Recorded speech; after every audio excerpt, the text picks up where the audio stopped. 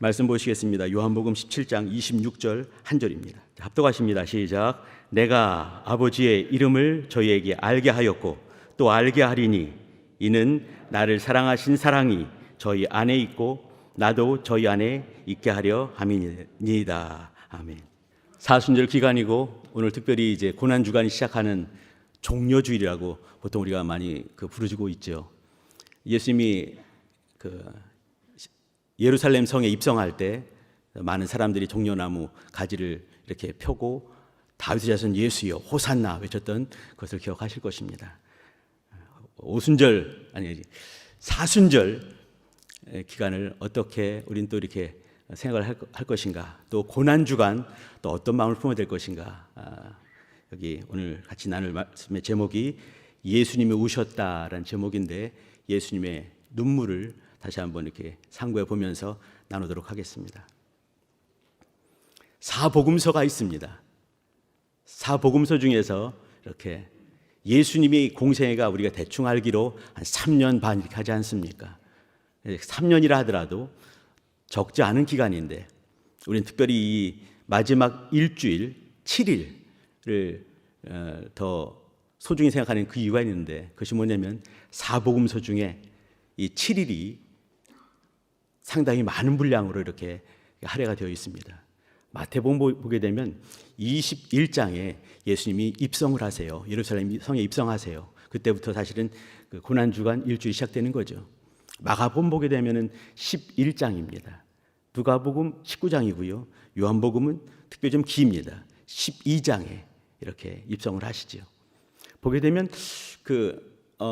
요한복음은 절반 정도를 할애하고 있고 가장 적게 할애한 복음서는 누가복음인데 4분의 1, 24장 중에서 그 19장에 이렇게 입성을 하시거든요. 근데 그렇다 하더라도 누가복음을 하더라도 4분의 1 분량을 이 마지막 일주일에 할애를 하고 있습니다. 요한복음은 특별히 절반 정도가 예수님이 그 마지막 생애 일주일을 사시는 그 대목에 집중해서 보고 있습니다. 왜 그러겠습니까?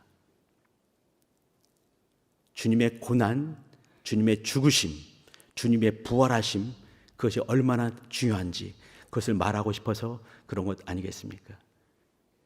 우린 전에는 이제 사순절이란 말을 해보지 않았었는데 개혁을 하면서 이렇게 또 사순절 이 말을 나누게 되고 사순절의 의미를 또 다시 한번 보게 되고 또 이제 이렇게 덜렁 이렇게 부활절 맞는 것이 아니라 미리 준비하고 기도로 준비하고 또 여러 모양으로 또 준비하면서 이렇게 부활절을 맞고 있습니다.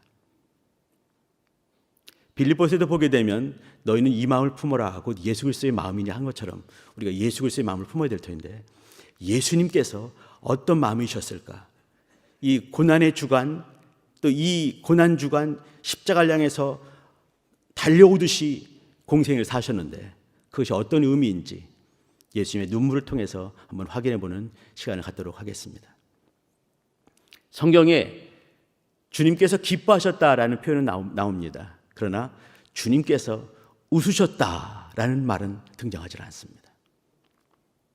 그런데 주님께서 우셨다라고 말씀하는 것이 콕 찍어서 세 부분이 등장을 합니다. 언제 우셨는지 대충 우리 성도님 대부분 아실 것입니다. 그것을 종합하는 시간을 오늘 가졌으면 좋겠습니다. 또 그것이 어떤 의미였을까 한번 새기는 시간이면 좋을 것 같습니다. 주님이 우시는 장면을 가만히 보게 되면 말이죠. 한 번은 나사로 집에 가셨을 때, 또 한 번은 예루살렘 성전을 바라보시면서, 또 한 번은 마지막 기도하시는 겟세마네 동산에서 3번 울음을 우셨습니다. 우실 때도 말이죠. 어떤 장면에서는 나사로 무덤에서는 이렇게 눈물을 흘리시더라 이렇게 말씀을 했습니다. 원적으로 보더라도 이렇게 소리가 들리지 않는 눈물만 흘리는 그런 울음을 울으신 것입니다. 예루살렘 보시면서 우신 장면은 이렇게 누가 들어도 우시는구나라고 들을 수 있게 이렇게 울으시는 소리가 들을 수 있게 울으신 그 장면입니다. 마지막 장면은 잘 아신 것처럼 심한 통곡과 간구로 마음의 소원을 주님께 아뢰다 이렇게 말씀하셨는데 심한 통곡을 들으시는 그 대목입니다. 요 기간을 한번 생각해 볼 필요가 있을 것 같습니다. 기간이란 말은 뭐냐면 나사로가 죽었을 때 그것이 주님의 죽으심과 얼마만한 시간의 갭이 있었을까. 또 예루살렘 입성하는 그 대목이나 겟세마네 동산에서나 저는 마음에 이 확신이 드는 것이 뭐냐면, 물론 이제 이렇게 겟세마네 동산은 주님이 십자가를 지시기 바로 전날이었습니다. 또 예루살렘 입성하면서 예루살렘 성을 보시면서 우신 장면은 여기 예루살렘 입성하는 그때 제자들이 이제 이렇게 성을 보면서 주님, 이 성이 어떻습니까? 멋지지 않습니까? 화려하지 않습니까? 근데 그때도 46년 동안 짓고 있었지만 완성되지는 않았습니다. 근데 그 성을 보면서 멋지지 않습니까? 했을 때 그거 보시면서 우시는 그 대목입니다. 나사로가 죽는 장면은 요한복음 11장에 등장을 합니다. 마태, 마가, 누가는 등장하지 않죠. 11장에 등장을 하는데 11장이 끝나기 전에 유월절이 시작이 됩니다. 유월절 엿새 전 이렇게 말하고 있습니다. 가까이 되고, 그리고 이제 12장 1절 되면 이제 다 같이 모여서 12장 1절에 그 집에서 잔치를 벌리는, 살아난 그 나사로와 또 두 이제 누이들과 같이 잔치하는 그 장면이 등장을 하죠. 그리고 12장에 입성을 하시죠. 보게 되면 예루살렘 입성과 멀지 않은 시점이라는 걸 알 수가 있습니다. 시간을 보더라도 말이죠, 요한복음 10장에 보게 되면 수전절이라는 말이 나옵니다. 수전절은 말이죠 9월달입니다. 유대력으로 9월달이에요. 유월절은 1월달입니다. 그러면 9월달부터 1월달까지 약 4개월인데 그 사이에 그 나사로 사건이 분명히 있는 것이죠. 그런데 유월절과 그다지 멀지 않은 그 사건인 것을 우리는 알 수가 있습니다. 그러면 제 생각에는 사순절 기간 안에 있었겠구나, 40일이 못 되겠구나, 유월절을 코앞에 두고 예수님의 십자가 절정을 앞두고 있었던 일이라는 것을 알 수가 있는 것이지요. 그러면 주님이 울으시는 이 장면, 눈물 흘리시는 그 장면은 십자가 지기 얼마 전에 이루어진 일이라는 걸 알 수가 있습니다. 우리 성도님들은 언제 울으시게 되나요? 이게 말이 좀 이상하군요. 언제 우셨습니까? 사시면서. 제가 어렸을 때는 우리 아버지께서는 남자는 3번 우는 것이니라 이렇게 하셨는데, 그렇게 생각하십니까? 제가 이제 돌아보면은 감정이 격해 있을 때, 정말 마음이 그냥 이렇게 간절했을 때, 아니면 깊은 감동이 있을 때 울지 않겠는가 생각을 한번 해봅니다. 그렇지 않겠습니까? 인자로 오신 예수님도 다르지 않습니다. 깊은 감동이 있거나 아니면 마음이 격정적이 되었거나 마음이 몹시 상했거나 감정이 북받칠 때 눈물로 이렇게 울음을 울지 않겠는가?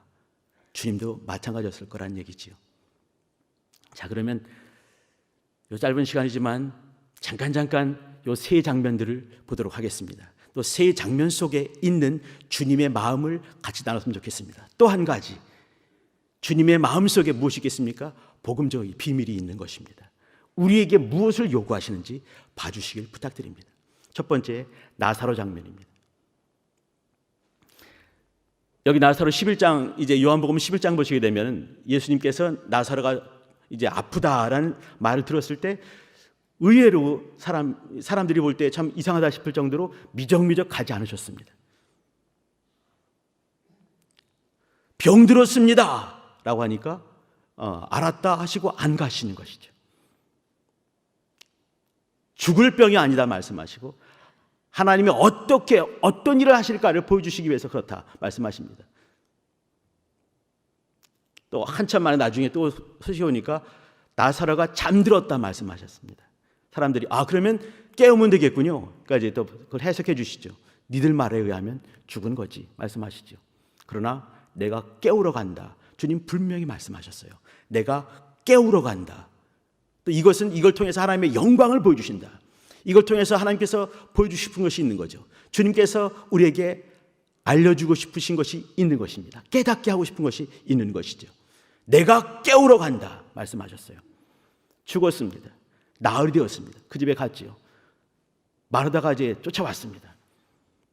주님 말씀하십니다. 11장 25절에 25, 26, 27 참 중요하지 않습니까? 그 절이 나는 부활이요 생명인데 살아서 나를 믿는 자는 죽지 않을 것이고 죽어서 나를 영원히 죽지 아니하리라 말씀하십니다. 이것을 내가 믿느냐 물어보시죠. 그러니까 이 마르다가 기가 막힌 고백을 합니다. 내가 믿습니다. 뭘 믿겠습니까? 주는 그리스도시고 살아계신 하나님의 아들이심을 믿습니다 라고 하죠.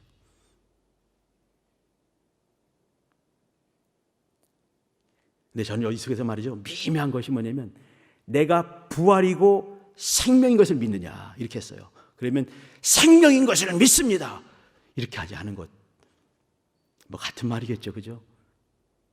그러면도 약간의 아쉬움이 있습니다. 내가 부활이요 생명이 되는 것을 믿느냐, 그러면 먼저는 부활이요 생명됨을 믿습니다 라고 했어야 되는 것이에요. 그리고 이어서 그리스도시고 살아계신 하나님 아들임을 믿습니다 해야 되는 것이죠. 마리아가 한마디 합니다. 주님이 계셨더라면 내 오라비가 죽지 않았을 텐데요. 이 속에는 어떤 원망함이 숨어 있는 것입니다. 주님 빨리 안 오시고 뭐 했습니까?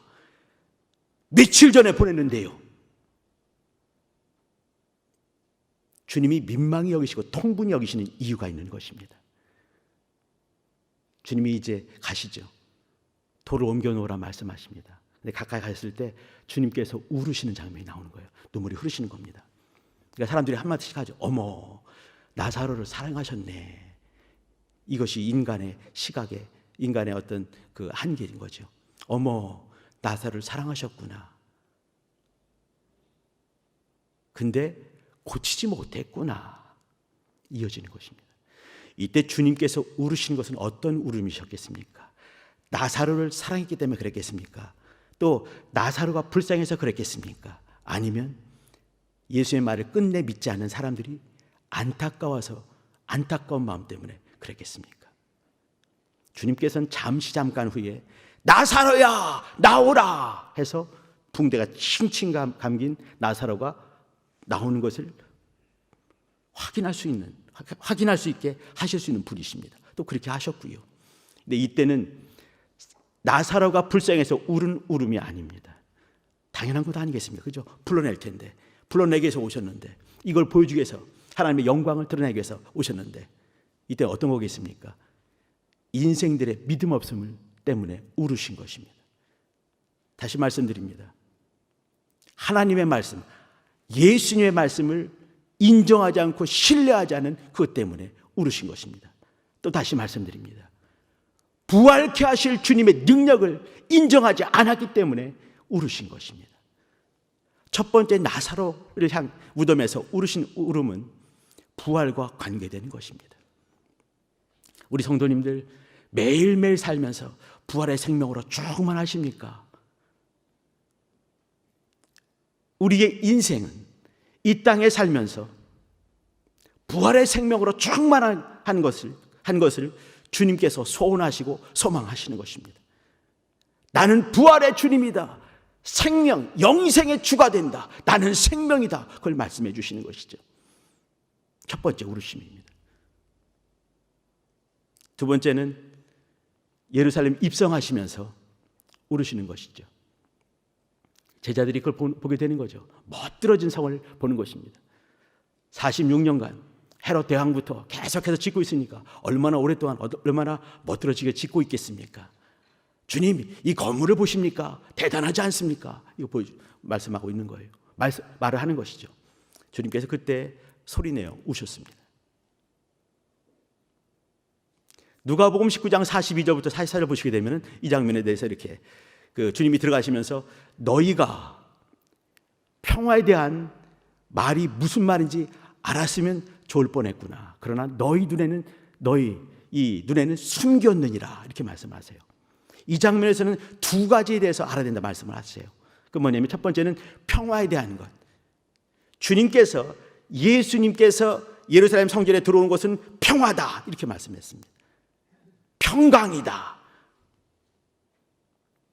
우리 성도님들 심령 가운데 예수께서 오시는 것은 평강이요 평화인 것입니다. 우리 각각의 성이 있는 것이죠. 내 성이 있는 것이에요. 우리는 내 성의 성주 아니겠습니까? 근데 사실은 내 성의 성주는 내가 아닐 터인데 어느 순간에 내가 될 때가 굉장히 많이 있습니다. 그러나 우리가 그 유명한 성 여리고성을 보더라도 여리고성이 존재하는 그 이유는 하나님 말씀 앞에서 무너지기 위해서 존재하는 것입니다. 우리 각각의 성은 내 성인 것 같지만, 내 인생인 것 같지만, 내 거인 것 같지만, 내 가정 같지만 내 것이 아니라 주의 것인 것이죠. 그래서 고백하기 위해서 우리가 있는 것 아니겠습니까? 주님 들어오시옵소서. 평강의 왕이 내 안에 들어오실 수 있게 활딱 문을 여는 것이 우리의 마땅한 본분입니다. 인생은 말이죠, 생명을 향해서 지어졌습니다. 인생은 말이죠, 오실 예수님을 영접하기 위해서 존재하는 것입니다. 인생은 말이죠, 영원하신 왕 대신 성령님이 들어오셔서 왕 되시게 문을 열기 위해서 우리 존재하는 것입니다. 예수님께서 예루살렘 성전에 들어오시는 것은 드디어 성의 주인께서 오신 것입니다. 평강이 임한 것이에요. 예루살렘 이레 샬롬, 샬롬의 도시, 샬롬의 성 아니겠습니까? 샬롬이 예비되었다. 그 말이 이레 샬롬 아니겠습니까? 그때 평강의 왕이신 예수께서 들어오시는 것이에요. 그렇기 때문에 진정한 평화가 임하게 된 것이죠. 누가복음에 이어지는 말을 보게 되면 아주 특별한 말이 나옵니다. 말씀을 한번 읽어드리면 좋을 텐데 한번 읽어볼까요? 요한복음 빼고요, 누가복음 19장을 한번 보여주시기 부탁드립니다. 써놨는데 누가복음 19장 41절부터 44절입니다. 안 됐으면 제가 읽어드리겠습니다. 42절 보시게 되면요, 가라사대 너도 오늘날 평화에 관한 일을 알았다면 좋을 뻔하였거니와 이렇게 말했습니다. 또 44절 보시게 되면요, 또 너와 및 그 가운데 있는 네 자식들을 땅에 메어치며 돌 하나도 돌 위에 남지 아니하리니 이는 권고받은 날을 알지 못함이라 이렇게 말했습니다. 여기 중요한 것이 권고받은 날 이 말이에요. 권고받다 이 말이 뭐냐면, 권고한다 이 말은 우리 그냥 뭔가를 권하는 걸 생각을 하죠. 그렇지가 않은 것입니다. 이건요, 확인하는 분이 주인께서 오셔서 확인하기 위해서 들어오는 것, 이것을 권고한다 이렇게 말하는 것입니다. 주인께서 보고 싶어 하시는, 주님께서 그것을 확인하러 들어오시는 것이에요. 이것이 권고한다란 말입니다. 근데 권고하는 날짜를 알지 못하는 것이죠. 권고하는 날을 알지 못하는 것입니다. 권고는 두 번 하십니다. 첫 번째는요, 초림하시는 것입니다. 두 번째는요, 재림하시는 것입니다. 주님이 초림하셨을 때 평강의 왕으로 오셨습니다. 죽으시면서 평강을 이루시는 것이에요. 두 번째 오실 때는, 재림하실 때는 심판주로 오십니다. 권고하기 위해서, 확인하기 위해서, 있는 것을 확인하기 위해서. 근데 그것을 알지를 못하는 것이죠. 이 두 번째 오시는 우르심은 말이죠, 종말과 관계가 되는 것입니다. 주님이 오심을 해서 종말은 시작된 거다, 우리 알고 있지 않습니까? 다시 오실 때는 그 종말을 완성하기 위해 오시는 것이에요. 성주께서 성에 들어오심으로 해서 평강이 이루어지는 것입니다. 다시 오실 때는 네 안에 진짜 내가 있느냐, 성주인 내가 있느냐 확인하기 위해서 다시 오시는 것입니다. 종말과 관계되는 것입니다. 주님께서 이 땅에 거기서 오셔서 그때 우르시는 것도 뭐냐면, 주님이 30년 즈음에, AD 30년 즈음에 이렇게 입성하셨습니다. 그리고 40년에, AD 40년에, 그러니까 70년이죠. 40년이 흐른 70년에 예루살렘 성이 다 무너지게 됩니다. 눈에 보이는 종말이 오게 되는 것이죠. 그 날짜를 알지 못하기 때문에, 그 권고받은 날을 알지 못함이로다 말씀하시는 거죠. 자, 이때 우리는 종말적인 삶을 살고 있습니다. 종말적인 삶을 살고 있는 우리한테 있는 것이 있지요. 그게 무엇이겠습니까? 영원한 집이 있는 것입니다. 종말을 말씀하면서 더불어 같이 말씀하실 것이 뭐냐면 천국을 말씀하시는 것이에요. 여기 땅에 있는 예루살렘 성전은 허물어질 것입니다. 이 땅에는 이 전은 허물어질 것이고, 또 주님께서 산 성전으로 오셨지요. 산 성전으로 오신 예수님께서 이 땅에 오셔서 마치 성전을 허무는 것처럼 죽으십니다. 왜 그렇겠습니까? 우리로 성전되기 위해서, 마지막 성전인 우리 몸을 성전되기 하기 위해서 참 성전으로 오신 주님께서 허물어지셨습니다. 죽으셨지요. 그리고 우리 이후에 또 다른 성전은 없는 것입니다. 어디 있겠습니까? 새 예루살렘 성전이 있는 것이죠. 종말은 무엇을 앞에 두고 있는 것인가요? 천국을 앞에 두고 있는 것입니다. 우리 성도님들 각각 모두가 종말적인 삶을 살 것입니다. 이 속에 뭐가 있냐면 새 예루살렘을 성전을 향한 하늘에 대한 소망이 충만한 것이죠. 이와 같은 삶을 사는 것이 어떻게 가능했나요? 주님께서 이 땅에서 이루신 일이기 때문에 그렇습니다. 이 땅에 평강의 왕으로 오셨기 때문에 가능한 것입니다. 주님이 우르시는 그 눈물 속에서 우리는 영원한 성전을 바라볼 수 있는 그것을 발견할 수가 있는 것이죠.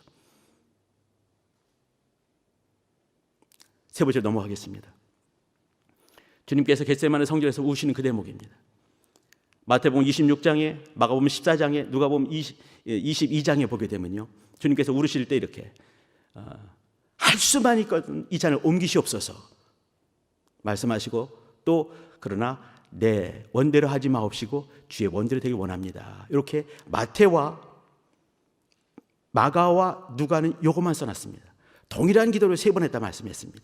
요한복음에는 그것이 없습니다. 왜 없겠습니까? 주님께서 여러 제자들이 있을 때 다 잘 때 3명만 데리고 와서 또 이제 움직이죠. 너희는 여기서 깨어있으라 말씀하시고 거기서 기도할 때도 졸고 있지 않습니까? 똑같은 기도를 3번이나 했습니다. 그걸 잘 알 수 있는 사람이 누가 있겠습니까? 베드로, 요한, 야고보 잘 알 수 있을 것입니다. 나머지는 어떤 기도인지 그 내용을 잘 모를 수도 있는 것이에요. 왜 그렇겠습니까? 못 들었기 때문에요. 근데 그것을 비몽사몽간에 졸면서 3번 거듭 기도하셨기 때문에 그 기도 내용을 아는 사람이 있습니다. 누구겠습니까? 베드로, 요한, 야고보입니다. 야고보 일찌감치 죽었습니다. 베드로도 죽지요. 마지막까지 남아진 사람이 쓴 것이 있는데 그것이 뭐냐면 오늘 본 요한복음 17장입니다. 주님이 간절히 기도한 내용이 뭐겠습니까? 바로 이 내용입니다. 이 잔을 옮기시옵소서. 그건 내 마지막에 했을 것 같아요. 그러나 내 뜻대로 하지 마옵시고 아버지 뜻대로 되기 원합니다. 이렇게 여기 17장 기도가 무엇이겠습니까? 대제사장적 기도입니다. 우리가 읽은 데가 26절을 읽었는데요, 여기 보게 되면 오늘 읽은 대목입니다. 내가 아버지의 이름을 저에게 알게 하였고 또 알게 하리니 이는 나를 사랑하신 사랑이 저희 안에 있고 나도 저희 안에 있게 하려 함이니이다. 바로 이 대목입니다. 이 마지막이죠. 크게 3부분으로 나눌 수가 있습니다. 잠깐 말씀하시는 것, 그것은 뭐냐면 자신을 위해서 기도를 하시죠. 또 좀 긴 기도, 그것은 뭐냐면 제자들을 위한 기도를 하십니다. 나머지는 이 우리에 들지 아니하는, 이렇게 말씀하시면서 세상을 위한 기도를 드리십니다. 그리고 마지막 기도가 바로 이겁니다. 세상을 위한 기도, 그 속에 우리가 있지 않겠습니까? 이 인재, 이름은 없지만 주님께서 세상을 위한 기도 속에 제가 있는 것 아니겠습니까? 우리 성도님들 그 속에 있지 않겠습니까? 세상을 위한 기도가 뭐냐면 아버지께서 나를 보내신 것을 저들로 믿게 하여 주옵소서. 이게 믿음입니다. 나를 사랑한 사랑으로 저들도 동일하게 사랑한 것을 또 알게 하옵소서. 우리의 지식이 거기 있는 것이에요. 우리가 아는 것은 뭐냐면 하나님 아버지께서 아들을 사랑하시는 그 사랑으로 우리를 사랑하시는구나, 그것입니다. 3번째가 바로 이것입니다. 나를 사랑하신 사랑이 저희 안에 있고 나도 저희 안에 있게 하옵소서. 그것이에요. 믿음을 위해서 기도하고 우리가 알게 기도하고 우리가 이와 같은 것이 우리 안에 있기를 위해서 기도하는 것. 그럼 무엇이겠습니까? 자신을 우리에게 주시기 위한 중보 기도를 드리고 있는 것입니다. 히브리서 5장 6절 7절 보시게 되면 6절에 보게 되면요, 멜기세덱 얘기가 나옵니다. 멜기세덱이 뭐겠습니까? 대제사장이에요. 영원한 대제사장이에요. 대제사장 얘기를 하게 되면서 예수님이 기도하는 장면이 나옵니다. 이게 뭐겠습니까? 대제사장적 기도를 하고 있는 장면이에요. 심한 통곡과 간구로 자기를 죽음에서 능히 살리실 하나님께 기도하는 장면입니다. 이때 하나님 나를 살려주세요. 그거 했겠습니까? 그게 아닌 거예요. 대제사장적으로 기도를 하는 거죠. 자신을 위해서 잠깐 기도하시고, 그리고 제자들을 위해서 기도하시고, 세상을 위해서 중보하는 그 기도를 드리신 것입니다. 왜 그런가요? 우리에게 자신을 주기 위해서 한 기도예요. 세계를 모아보겠습니다. 주님이 울으신 그 울으심, 주님이 왜 눈물을 흘리셨는가? 저들에게 부활의 믿음이 있게 하여 주옵소서. 그것입니다. 종말이 있음을 알게 하시고, 종말 이후에 영원한 성, 다시는 허물어지지 않는 그 성이 있음을 알게 하옵소서. 하늘이 있는 것을 알게 하시는 것이요. 종말, 그리고 그 이후에 영원한 하늘. 세 번째는 진짜 영원한 믿음이 무엇인지. 하나님께서 나를 보내신 것, 나를 사랑하신 사랑으로 저들을 하나님께서 사랑하고 있는 것, 그리고 그 사랑이 이제는 그들에게 있고 내가 그들에게 있게 하나님 날 도와주세요. 하나님 저들을 날 도와주세요가 아니죠. 저들을 도와주세요. 기도한 것입니다. 우리 성도님들, 지금 우리는 이 사순절 막바지를 보내고 있고 종려 주일을 또 당하고 있으며, 또 오늘 이후로 고난 주간이 있고 돌아오는 주일이 부활주일입니다. 하나님의 마음이 어떤 것인가를 이 한 주간 동안 곱씹어 주시길 부탁드립니다. 예수 그리스도의 마음이 어떤 것인가를 알아주시기 바랍니다. 특별히 아까 말씀드린 고난 주간에 읽을 분량들이 있습니다. 거기를 한번 꼼꼼히 한번 읽어봐 주시죠. 그리고 주님이 울으신 울으심, 주님의 눈물은 뭐냐면, 다시 말씀드립니다. 부활! 하나님 저들에게 부활의 소망이 있음을 알게 하옵소서. 종말적인 삶을 살되 영원한 하늘이 저들 앞에 있는 것을 알게 하옵소서. 진짜 믿음, 하나님의 사랑이, 나를 사랑하신 그 사랑이 저에게도 동일하게 사랑한다는 하나님의 사랑이 있는 것을 알게 하시고, 나도 저희들 안에 있게 하옵소서. 그것을 위해서 울었다는 것, 자신을 주기 위해서 울었다는 것, 한마디로 말하면요, 생명을 위해서 울으신 것입니다. 혹시 시편은 이렇게 보여줄 수 있으실까요? 시편 56편 8절 안 되는 것 같습니다. 50절 8절 보시게 되면요, 이렇게 된 말씀이 있습니다. 나의 유리함을 주께서 계수하셨으니 나의 눈물을 주의 병에 담으소서. 이것이 주의 책에 기록되지 아니하였나이까. 다윗이 한 고백입니다. 나의 유리함. 그는 애매하게 주님을 너무 사랑해서 주님의 사랑을 많이 받아서 10년간 쫓고 다니고 있지 않습니까? 그때 유리한다 이 말이죠. 애매하게, 그러나 끝끝내 하나님의 말씀 때문에 다윗은 사울을 죽이지 않습니다. 끝끝내 말씀을 이루어가는 거죠. 그러면서 유리하는 것이에요. 이때 나의 유리함을 주께서 하나씩 둘씩 세셨다, 계수하셨다 말하는 것이에요. 그리고 나의 눈물을 주의 병에 담으시고, 또 이것이 주의 책에 기록되었다. 주의 눈물 때문에 우리는 이와 같이 부활의 생명, 하늘의 생명, 예수의 생명이 충만한 삶을 살게 되었습니다. 이제 우리의 할 일이 뭐냐면, 이 땅에서 눈물로 기도하며, 또 자손을 위해서 기도하고, 교회에서 기도하고, 나라 위해서 기도하며, 또 여러 모양 기도가 또 얼마나 많이 있습니까? 기도할 때 주님께서는 주의 병에 담으시고 주의 책에 기록하신다라고 말씀하는 것입니다. 우리 성도님들, 믿음 때문에 울 일이 참으로 많이 있지만, 특별히 믿음 때문에, 자손들의 믿음 때문에, 우리 교회 때문에, 또 나라, 또 여러 우리 환우들을 위해서 기도하실 때 주님께서는 주의 병에 담으실 것이고 주의 책에 기록하실 것입니다. 기도하시겠습니다. 기도할 때, 하나님, 오늘 같이 나눈 말씀은 예수님의 눈물입니다. 예수님이 우셨다 이거죠. 예수님이 우셨습니다. 왜 그랬습니까? 우리의 생명을 위해서 울으신 겁니다. 부활을 주시기 위해서, 하늘을 주시기 위해서, 자신을 주시기 위해서 우리를 위해서 우셨습니다. 눈물 흘리셨습니다. 하나님, 주의 눈물 때문에 이와 같은 믿음 주셨사오니 이제는 눈물을 사모하며 기도하며 영혼을 위해서, 하늘을 위해서, 부활 생명 때문에, 또 주의 나라 때문에 눈물 뿌리며 주님의 병에 담으시고 주의 책 기록하는 것들을 경험하는 그런 삶을 살게 도와주세요. 주여 한번 부르고 기도하십니다. 주여